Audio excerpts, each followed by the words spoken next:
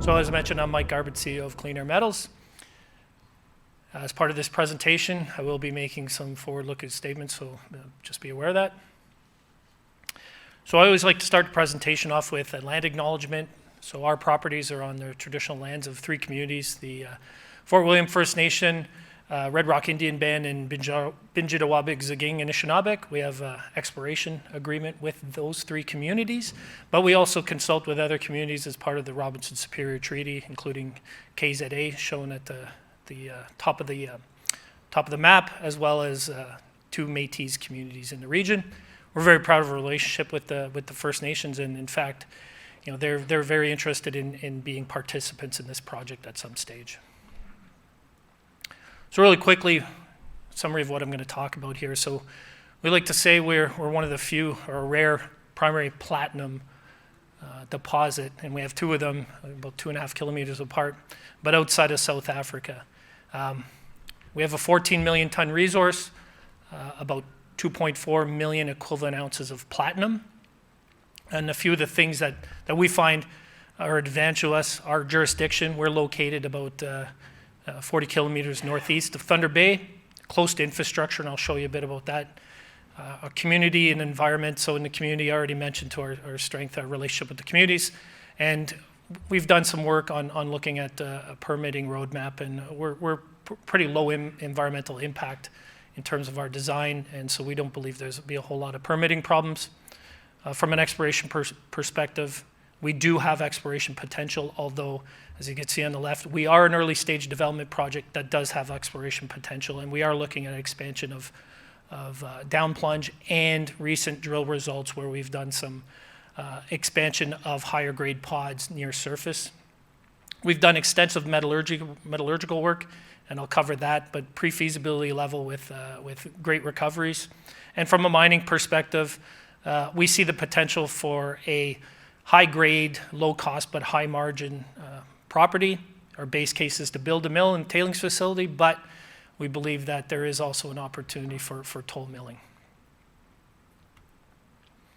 So there's a location on the map, as I said, about 40 kilometers northeast of Thunder Bay.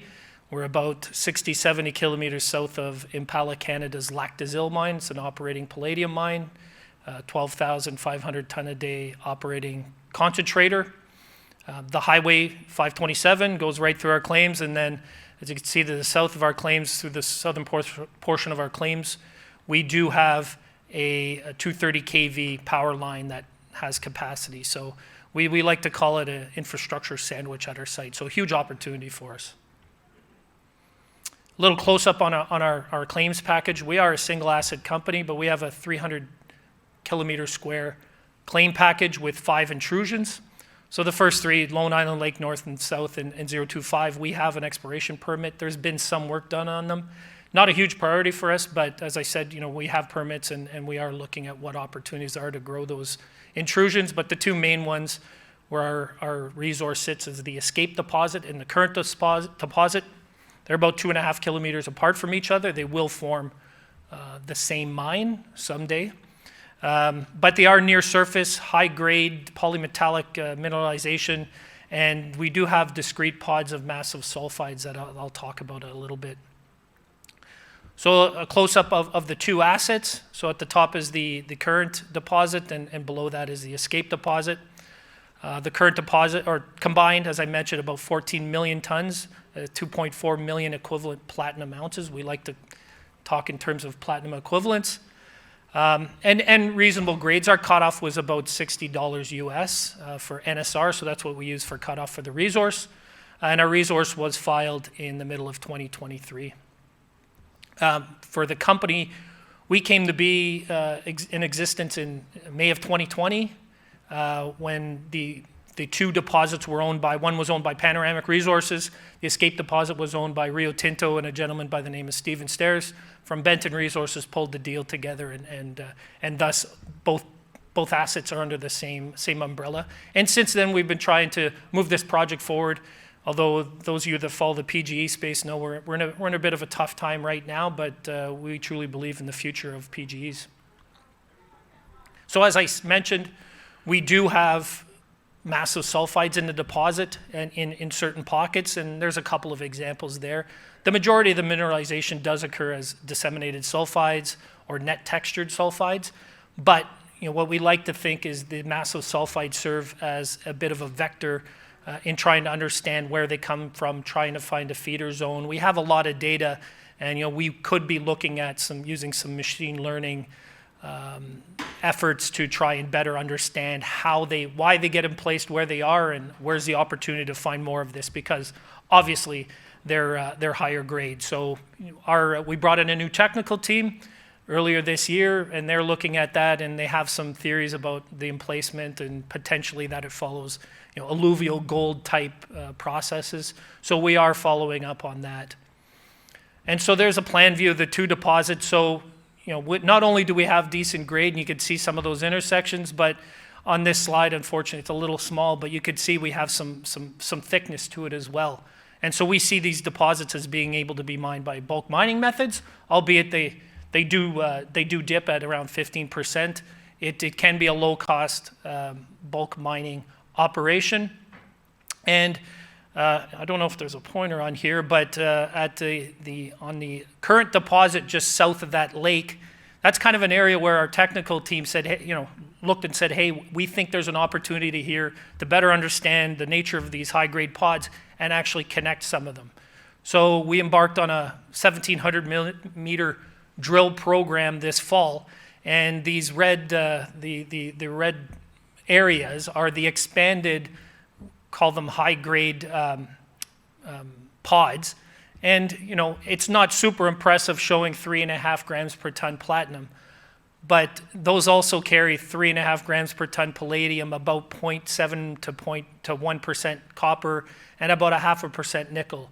So all told, some of these would be in the equivalent about 4% copper equivalent. So, and the mineralization is continuous between these. We're just trying to expand and recover some of this high-grade material. We believe we can add about 20% more metal by doing this.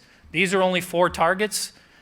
We have somewhere in the neighborhood of 15, and through machine learning, we're looking at the opportunity to try and define some more. And because we're a development company, we're focusing on these because these are actually, would be some of the material you mine early on. So just really quick on target A, I'm not going to get into details, but you could see the original size and the larger size. And as I said, we've had some success, and we would target about 20% increase in metal. Some of these are somewhere in the neighborhood of doubling in size in terms of these high-grade pockets. Again, a couple of these intersections are around 4.5 copper equivalent. They're near surface. It's about 150 meters below surface. It's not going to be an open pit. The strip ratio is too high, and we'd have to drain a lake for part of it. So this is going to be an underground, low tonnage, high-grade deposit. So that was target A. We show target B again. A couple holes. They're still 15 meters apart, but it is a little more definition drilling. But like I said, this material will be up front in the mine plan and could be subject to a bulk sample I'll talk about later. And then target C is a little different. It's a plan view, but much more the same. We've successfully expanded some of these high-grade pods with a small little program. So the drilling in the end, this first program supports our development strategy of developing a low tonnage, high-grade deposit with low capital cost. But not only near surface or expanding those high-grade pods, we do have the potential down plunge, particularly at the Scape deposit here.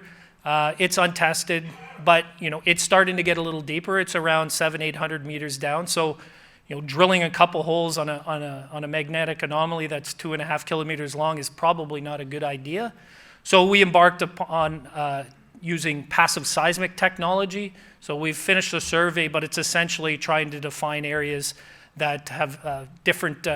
The seismic waves will travel at different speeds through different rock lithologies, and we think we can see if the intrusion carries on down plunge. And if we see that, then we'll have a couple areas we can drill and maybe look to drill in the winter or in the spring. But so what? So here's the next steps for us as a company.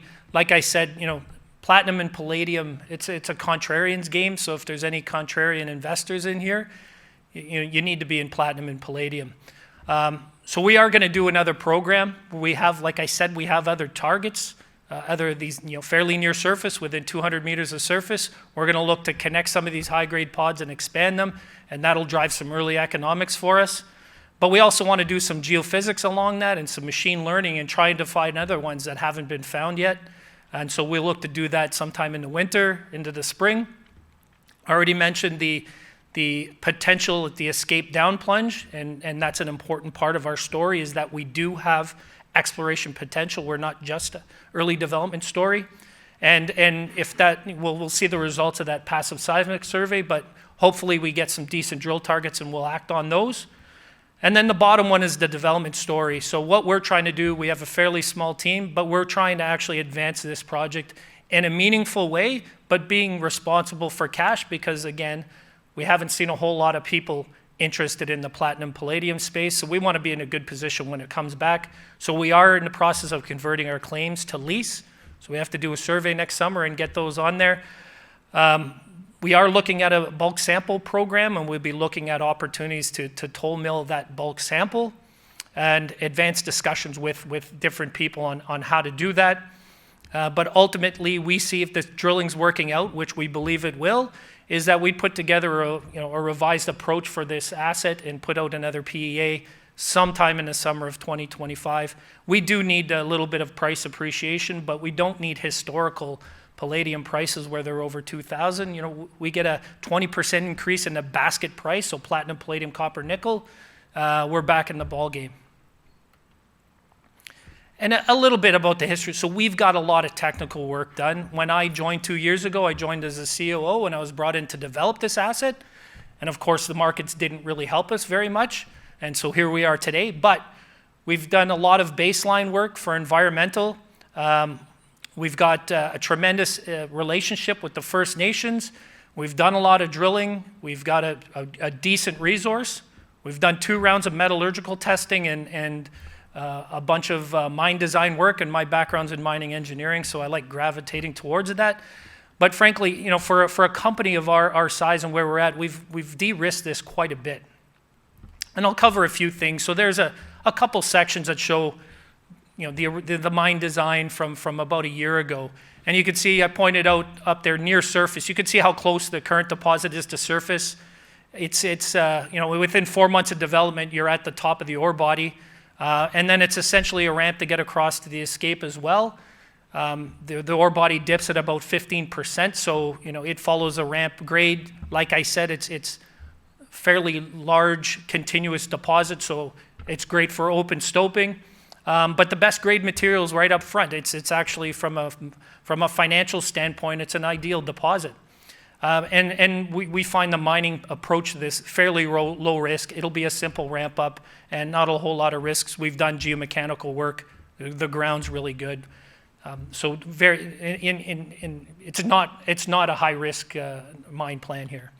And as I mentioned on metallurgy, we've done a tremendous amount of work, a bunch of open circuit testing, and the last one, 6 lock cycle tests. We've done testing to get a bunch of variability testing to get our recovery equations for the 6 payable metals. So we're very happy. It performed really well. It's a simple flow sheet. We call it copper-nickel separation. You essentially create a bulk con and separate it in 2, and one goes to a copper smelter, one goes to a nickel smelter, and we have preliminary terms with both the Horn smelter and in Sudbury. So very happy with the work. Decent cons, and it's clean cons, not very much deleterious elements. So. And then from the metals, this is a little pie chart of what the value drivers are for us. Again, platinum, palladium, we're about 50%, and we believe strongly in the future of platinum, and we believe there's another run in palladium. And then copper is over 33% of our value as of today. This is updated with the prices from the last week. And we got decent amount of nickels and of nickel, and we have gold and silver that's also payable in concentrate. So polymetallic, if this property was operating today, even at these reduce prices, we'd have some pretty good margins. It's the challenge is the investment case for this deposit at this time. And then on the metals outlook, I'll talk a little bit about this, but platinum, there's a deficit today, and the people that follow platinum predict even a worsening deficit over time, mainly as a supply issue. A lot of the South African mines are mining more palladium-rich areas. That's just the way that the geology is going. But there's also issues with infrastructure and in South Africa. It is produced in other countries, but it's a secondary to nickel and copper. And then on the demand side, if you read up about the hydrogen economy, huge opportunities with platinum, and even jewelry seeing growing demand for platinum. Really good opportunities for growth in the platinum, and we feel very strongly about that. I don't really need to talk much about copper, albeit is that you look at this conference, there's a lot of copper explorers and producers here. Huge upside with copper. And on palladium, it gets a hard knock because it is used as a catalyst in the internal combustion engine, but there is another run in it. The plug-in hybrid vehicle and hybrid vehicles actually have increased loadings compared to internal combustion engines of palladium, and those have been growing 40% year on year in terms of sales. So once car sales, light vehicle sales get to pre-COVID levels, we could see another run in palladium, and it's a catalyzer. There's always other opportunities for the use of palladium. So, as I said, if you're a contrarian, this is where you want to be. Our team, we have a small team, but we're doers, right? A lot of the work we do ourselves. We don't use a lot of outside help at this point.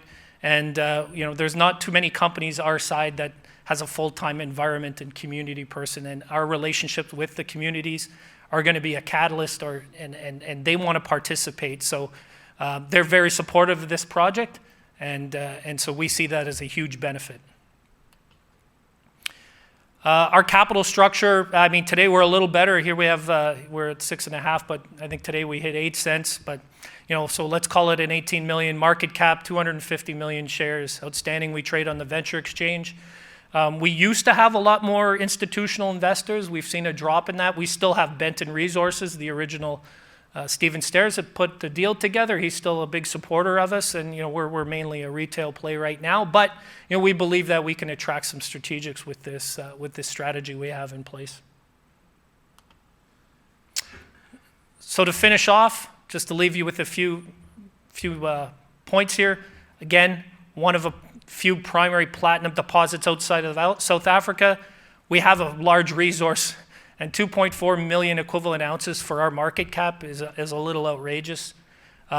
Great jurisdiction. We have infrastructure on our doorstep. You get exposure to PGEs as a contrarian and copper as well. And our team is aggressively trying to advance this and de-risk the project and getting ready for the market turnaround.